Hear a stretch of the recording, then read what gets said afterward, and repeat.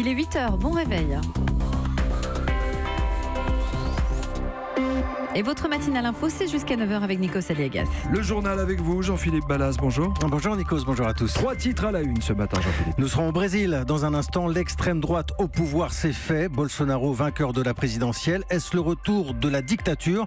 Nous poserons la question à notre envoyée spéciale, Sandrine Prioul. En France, cette plainte déposée pour insulte antisémite. C'est une étudiante qui accuse à la fac de médecine de Paris 13 des blagues plus que douteuses qui virent aux menaces. Révélation dans ce journal. Et puis en effet, il était dans ce studio un peu comme chez lui. C'était son heure d'ailleurs, la matinale d'Europe 1. Promis, on vous parlera du grand Philippe Gildas. Europe 1. Et franchement, on peut dire que la face du monde a changé cette nuit. Le plus grand pays d'Amérique latine vient donc de basculer du côté de l'extrême droite. Le Brésil donne les clés du pouvoir à un ancien militaire, Jair Bolsonaro. Victoire indiscutable, plus de 55% des voix à l'élection présidentielle. Bonjour Sandrine Prioul. Bonjour. Vous êtes notre envoyé spécial au Brésil. On va parler de Jair Bolsonaro ensemble dans un instant. Juste avant, on écoute votre reportage, l'annonce des résultats et des scènes de liesse. C'était il y a quelques heures à travers tout le pays. Explosion de joie, d'une euphorie aux larmes dans les quartiers riches de Rio.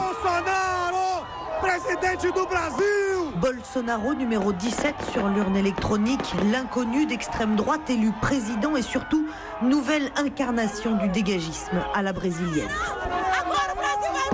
Hystérique de moudard, changé parce que Lula, le voleur, est en prison. Ici, flotte des ballons géants de Lula en habit de tolard. On entend répéter à ses poumonnés « Dehors le parti des travailleurs ».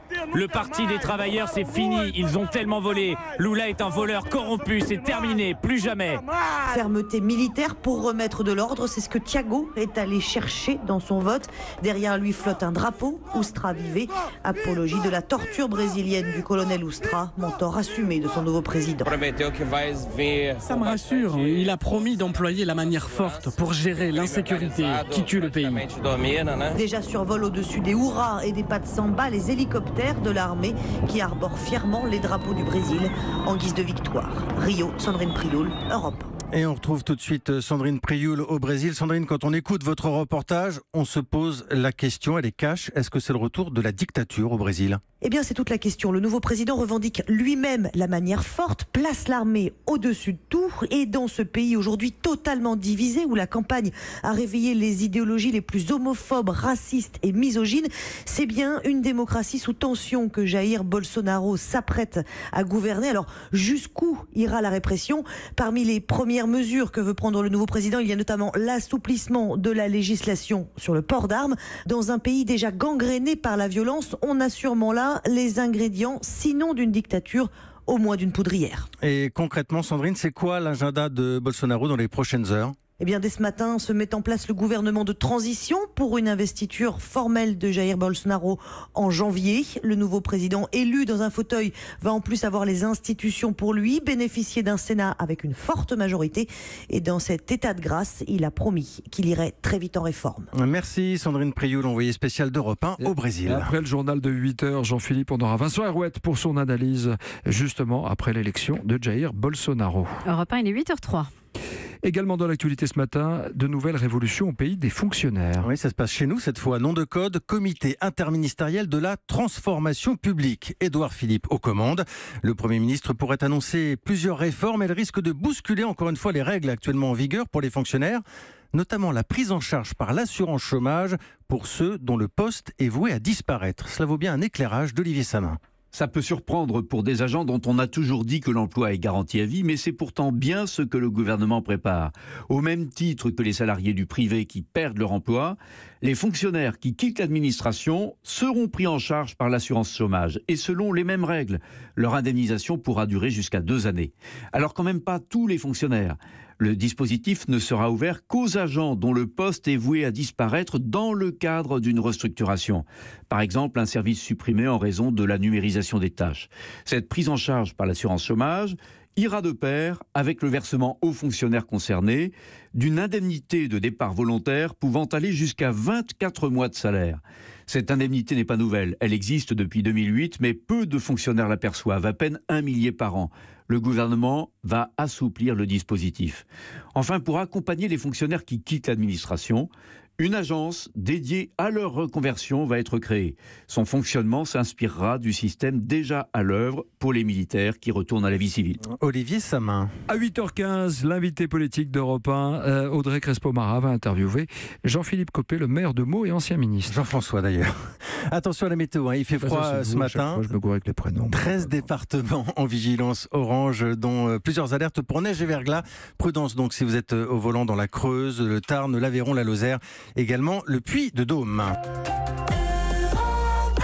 La suite du journal avec Jean-Philippe Ballas, avec cette plainte déposée pour insulte antisémite. Ouais, l'affaire se déroule à la fac de médecine de Paris 13. Une jeune femme dénonce les comportements de plusieurs étudiants, ceux notamment chargés du week-end d'intégration. C'est une information Europe 1. Salomé Legrand vous raconte l'histoire. Au départ, c'est un groupe de copains, des garçons et des filles, dont les blagues récurrentes sur les juifs finissent par agacer Rose, étudiante de 19 ans. Après les avoir alertés, elle s'éloigne du groupe, mais harcelée, menacée, elle finit par renoncer au week-end d'intégration qu'ils organisent en cette rentrée. Pour elle, ils vont beaucoup trop loin. Des blagues sur la Shoah, puis on passe à des saluts hitlériens.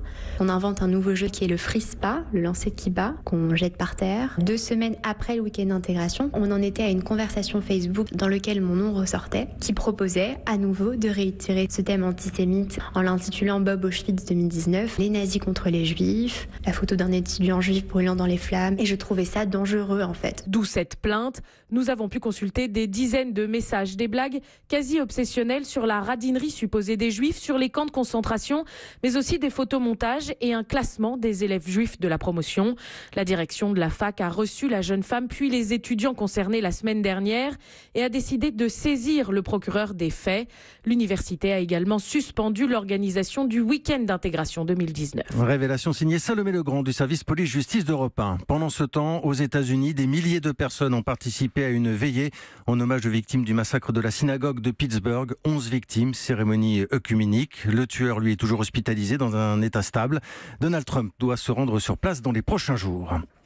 Comment ne pas penser à lui ce matin, dans ce studio, Philippe Gildas. Il est là, il y a toute l'âme, toute une voix, toute une époque, et qui fait partie de notre ADN aussi. Voilà, Philippe Gildas, disparu à l'âge de 82 ans, et c'est vous, sans doute, les auditeurs, qui en parlez le mieux. Philippe Gildas, c'est une époque, c'est la fin d'une certaine idée de la télé. Ces années Canal+, c'est Europe 1, c'est un petit bonhomme dans une grande époque. Il avait un ton qu'on n'entendait pas sur d'autres radios. Il était innovant. Il a marqué l'ADN d'Europe 1, ça j'en suis certain. Voilà, et c'est pas nous qui dirons le contraire. Avec nous en studio, une autre grande voix d'Europe 1. Bonjour Charles Villeneuve. Bonjour. En quoi il était différent, Philippe Gildas ? Parce qu'il a incarné d'abord une époque. Il a créé un style ici à Europe 1, un modèle qui se perpétue aujourd'hui, dont tu es d'ailleurs, toi, Nikos, l'héritier, notamment pour la bienveillance. Le métier de matinalier, mélange de journalisme à la fois classique et novateur, l'info-pop, ce que j'appelle moi l'info-pop. Ah, c'est mieux qu'infotainment. Que d'autres nomment l'infotainment. En effet, l'information qui cohabite avec le divertissement, formule qu'a fait plus tard, vous le savez, le succès indiscutable sur Canal+ avec Nulle part ailleurs. Gildas était différent parce qu'il mariait la bienveillance à l'égard de l'autre et la dérision pour lui-même. Il était polyvalent et clément. Il n'aimait guère la vindicte et la véhémence. Il a été tout sauf un donneur de leçons de morale, surtout pas politique. Beaucoup aujourd'hui devraient en prendre de la graine, à commencer par nous les journalistes. Vous parliez de l'élégance hier aussi, la distance, juste ce qu'il faut, sans jamais prendre parti et sans être dupe. Vous en parliez hier à l'antenne. Il avait des opinions politiques, on les connaissait, moi je les connaissais, évidemment. Il les exprimait jamais à l'antenne. Il les a exprimées 1 ou 2 fois, notamment pour l'école privée. Il était pour l'école privée. C'était pas un homme de droite. Il avait milité d'ailleurs à l'UNEF. Mais il se tenait à distance, notamment des politiques. Très souvent, quand je voulais le faire participer à un déjeuner politique, il me répondait tout le temps, est-ce que tu mets un cornichon dans un couscous? Donc la bonne distance, c'est d'être devant ce micro au service des auditeurs et de ne jamais faire la leçon aux éditeurs. C'est ce qu'il nous a appris avec son humilité, avec sa longévité et puis surtout avec son intégrité.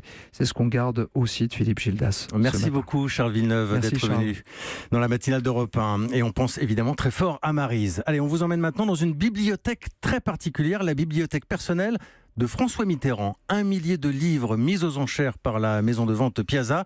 Nicolas Caro est allé feuilleter pour vous quelques-uns des précieux ouvrages d'un ancien président de la République. À François Mitterrand, qui ne sera pas d'accord, bien sûr, en souvenir. Ces quelques mots sont signés François Mauriac sur la page de garde de sa biographie consacrée à De Gaulle.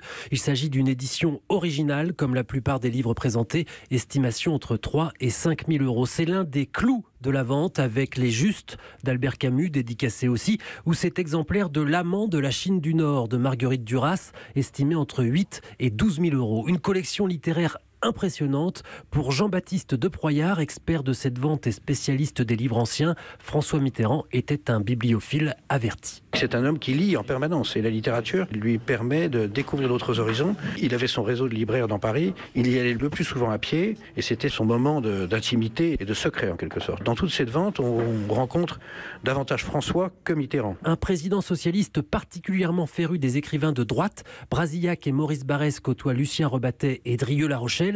Au total, cette petite partie de la bibliothèque complète est estimée à 450 000 euros. Nicolas Caro, le sport avec un nouveau record pour le PSG. Celui-ci est européen. 11e match, 11e victoire en championnat. On n'avait pas vu ça depuis Tottenham en 1960 en Angleterre, rendez-vous compte. Cette fois, c'est l'Olympique de Marseille qui est tombé, battu 2-0 hier soir au Vélodrome et encore un festival de Kylian Mbappé.